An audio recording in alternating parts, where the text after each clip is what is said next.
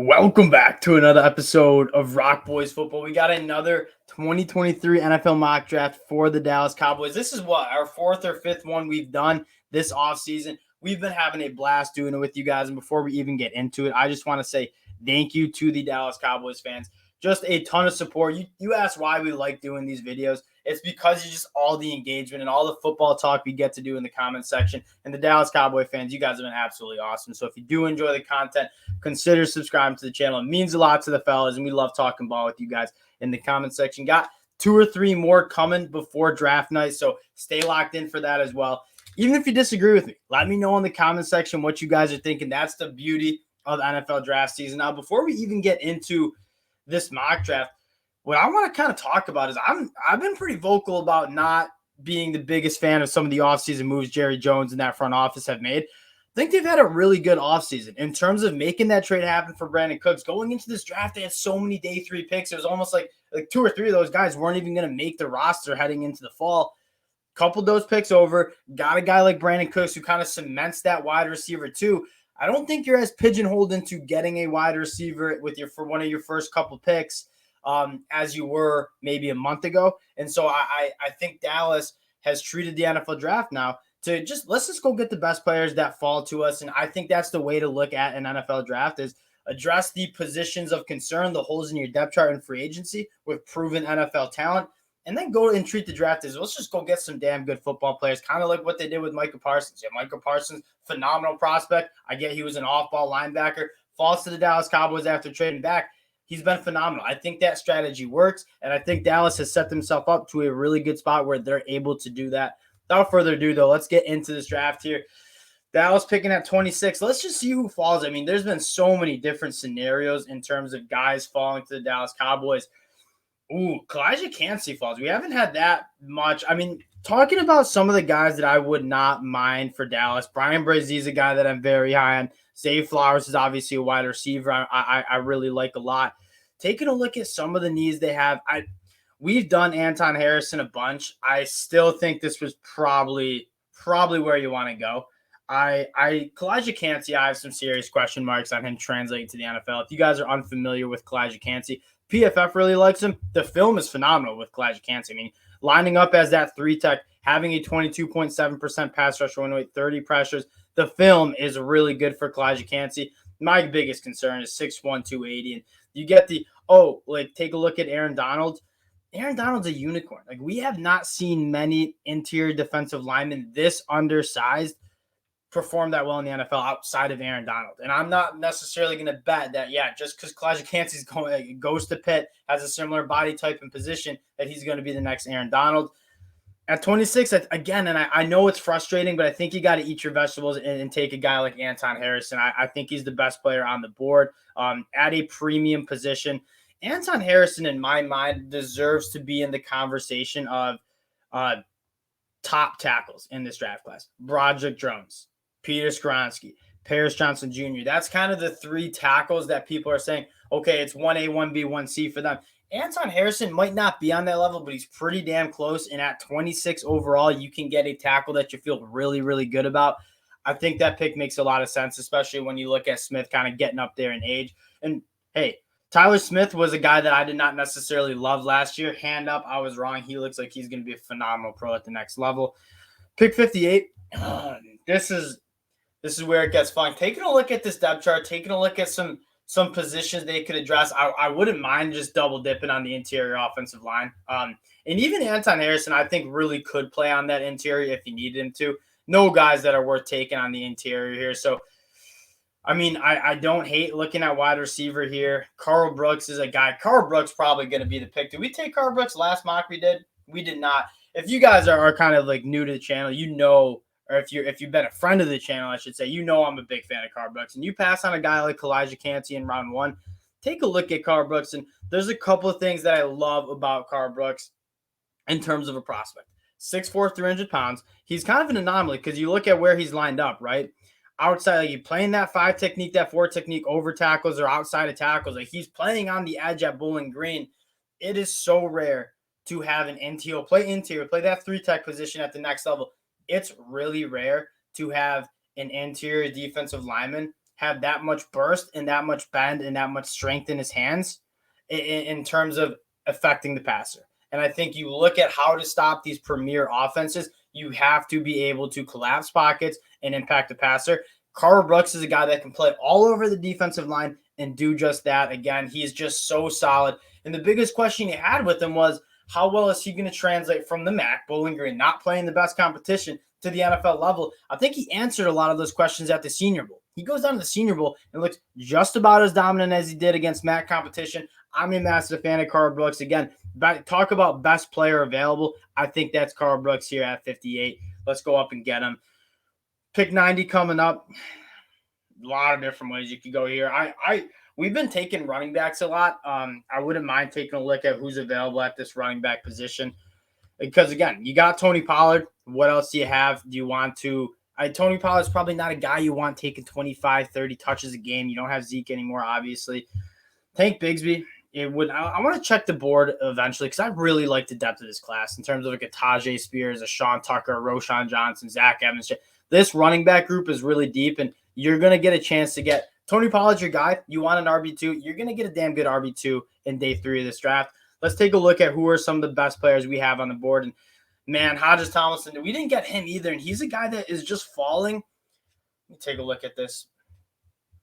Like, I love him. I love the pick here.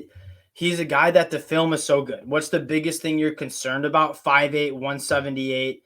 Like, he's small. But you look at where he lined up. Like, 794 snaps on the outside. He's got 5 picks in the last 2 years. We took Clark Phillips at pick 58 last draft we did. Hodges Tomlinson at pick 90 is probably one of the steals of the draft. Again, probably playing that nickel position, but played on the boundary at TCU and did a very good job of it. He's undersized, but with how undersized he is, he makes up in and I know this is kind of a simple analysis, but he's got that dog in him. And it's kind of rare to see these cornerbacks just have he is a competitor and he's a gamer, and he was a large reason why TCU made it to a national championship game in terms of being able to lock up wide receiver ones, make turnover plays, and make some big time plays. He's also good in the box as well, tackling. Gritty cornerback. I know he's small, but I think at pick 90, you're getting one of the best players on the board here. Pick 129. This is probably where we're going to go running back here. There's a couple of guys that I have my eye on in terms of who we could be getting for Dallas. I want to take a look. You see, I'm telling you, the running backs, it's going to be a deep class for the running backs. Look at this interior offensive line. Is still not really any guys that I'll tell you a guy that I'm kind of looking at. Antonio Mafi, Emil Ekiyor. In terms of like day one starters, I think Emil Ekiyor. And then we're going to pull up big dog McClendon Curtis too. McClendon Curtis right here from Chattanooga, I think he could play guard immediately at the next level. So those are a couple guys that I have my eye on in terms of pick 169, 212. Is this where we go get a running back? Is this where we go get – we've gotten Dwayne McBride. We haven't gotten Deuce Vaughn, but in terms of complimenting Tony Pollard, I don't know if that's it. Roshan Johnson, there's a couple things you really like about Roshan Johnson. One, he's an absolute war dog in terms of did not transfer out when Bijan Robinson was the guy. He stayed there, and when he got his opportunity, he was really, really good. You take a look at what Roshan Johnson to do. I think he balances out Tony Pollard a little bit better, right? You got 6 foot, 220. Like he's a power back that can also catch out of the backfield. In terms of balancing out what Tony Pollard does, I think Roshan Johnson does it. And again, the reason why he's kind of down board is he just didn't get as many opportunities because of Bijan Robinson. Roshan Johnson could have transferred to a lot of different colleges and been the guy that gets 200 to 300 carries a year. And that's something you kind of like about Roshan Johnson is that he doesn't have that tread on the tires, right? Think about like a guy like Zeke. Why couldn't Zeke kind of have a longer playing career? I mean, he had a lot of tread on his tires coming from Ohio State. That was another knock on like a guy like A.J. Dillon from Boston College or Jonathan Taylor from Wisconsin is those guys were getting 250 to 350 carries a year at Wisconsin, dating back to their true freshman year. Roshan Johnson is fresh. He's also a former quarterback, so you can do a lot of different things with him as well. I think Roshan Johnson at pick 129. I think Dwayne McBride will also be a really nice pick here, but we haven't talked about Roshan Johnson. He's one of my favorite running backs in this class. It just does not get talked about enough. We'll go with Roshan Johnson. Again, I think he fits and balances out what Tony Pollard can do in a big-time way as well. Pick 169 is our guy, McClendon Curtis, on the board here, because if he is, I want to take him. Chandler Zavala, He's about as steady as it comes too. I want to go get McLennan Curtis though because he's not here. Where did he go? Who took him? The Vikings took him at 158. That's tough. That I actually hate that because I was really excited to talk about McLennan Curtis. Dallas Cowboy fans, I would get to know the name because I like two things about McLennan Curtis. Is one, I think he's going to be able to play guard at a really high level, but he's also kind of a swing tackle. He played left tackle at Chattanooga in terms of if you need him in a pinch, he can also play tackle. We're going to go in and just kind of eat our vegetables here with Chandler Zavala, who I don't think has the ceiling for a guy like Antonio Mafi. But Chandler Zavala is a guy that he's a blue chipper. I think he's going to come in. He's not going to be an all-pro, but he's not going to be horrible either. I think you eat your vegetables here and go get another body on the inside that you can kind of trust to be kind of a day one guy that you can lean on. And again, yeah, I wouldn't have minded like a Steve Avila, a John Michael Schmitz in day two with that 58th overall pick. Didn't happen like that. So 212. Eric Gray would be. Do we just double up and we get one guy with a high ceiling and then one guy with just a low floor or a high floor, I should say? Because Antonio Mafi, if you want to run the football, and we've talked about him on our last mock, Antonio Mafi is going to be able to run the football. For you look at that run blocking grade, one of the best in the country, former defensive lineman. This guy, in terms of being explosive and being powerful off the line of scrimmage, he has that from his time at playing on the defensive line. I really like him. I think he's a little raw in terms of I haven't really played that much. Ooh, Daryl Nachini from Maryland. I talk about another like raw prospect, but holy smokes, does he have some ability to get after the passer in terms we didn't get an edge. Well, let's take a look at the edge position real quick. Are there any guys that we kind of like here? Maybe Dylan Horton's still on the board. Iko Leota is a guy I like. I think Nachini might be worth a look here. He's super athletic. Again, really raw. Hasn't really played that much, but man, is he like a guy that you can really lean on in terms of traits. I think I'm going to go get Antonio Mafi, though. I feel like you got Sam Williams last year. I was a big fan of that pick as well. Let's go get another guy in the interior. You can never really have enough of those guys. Antonio Mafi from UCLA. Again, doubling up, eating your vegetables on the offensive line. Some of these guys getting a little older, getting some more bodies here. Wouldn't mind taking a look at a tight end too. Some of my Dallas Cowboy friends are big fans of also Dallas Cowboy fans. Let me know about taking a quarterback. My take on the quarterback situation is in day 2 and 3, like outside of those top 4 guys, Will Levis, Richardson, Bryce Young, CJ Stroud, could maybe lump Tanner McKee in there. Like I'm not a massive fan of this quarterback class. Guys like Jay Kane or Aiden O'Connell, Malik Cunningham, the guys you see on the board here. Like, they're not going to be starters. And so this idea of drafting Dak's, like, you can draft Dak's backup, but you're not drafting this future starting quarterback for the Dallas Cowboys in this draft unless you happen to have, like, Will Levis fall at 26, which you never know can happen. I doubt it will happen. I'm not trying to adjust the quarterback situation right now if I'm Dallas. I think you have a really good opportunity to have a phenomenal season in 2023. Don't waste a pick on drafting a developmental quarterback. And again, these guys who are like developmental quarterbacks that people are saying, Aiden O'Connell's like 26 years old.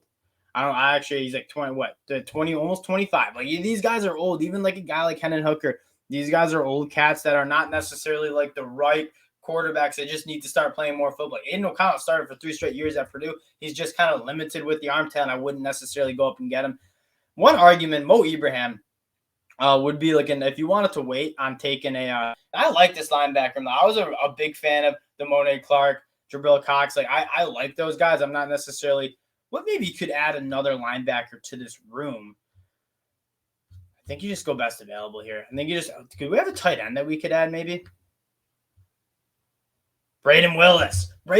He's. I'll tell you what Braden Willis is. He's different from a Jake Ferguson and a Peyton Hendershot, those Big Ten tight ends who kind of are limited athletically. Braden Willis is a phenomenal athlete. He's just not necessarily an inline run blocker. And I think he could kind of develop into kind of a matchup nightmare over the middle of the field, up the boundary with those wheel routes. Braden Willis was a guy that, as just a college football fan, was catching my eye a lot for the Oklahoma Sooners. I think Braden Willis would make a lot of sense here at 244 as just kind of a flyer here.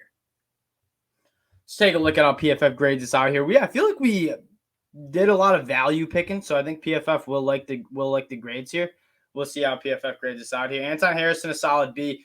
I don't get the Carl Brooks. Hey, I think you're getting such a good player in Carl. And you look at, like, I'm gonna pull up the whole depth chart here for Dallas on the defensive line. Like Carl Brooks is a guy that I think plays. I think he plays immediately. Like Neville Gallimore, I think kind of stinks.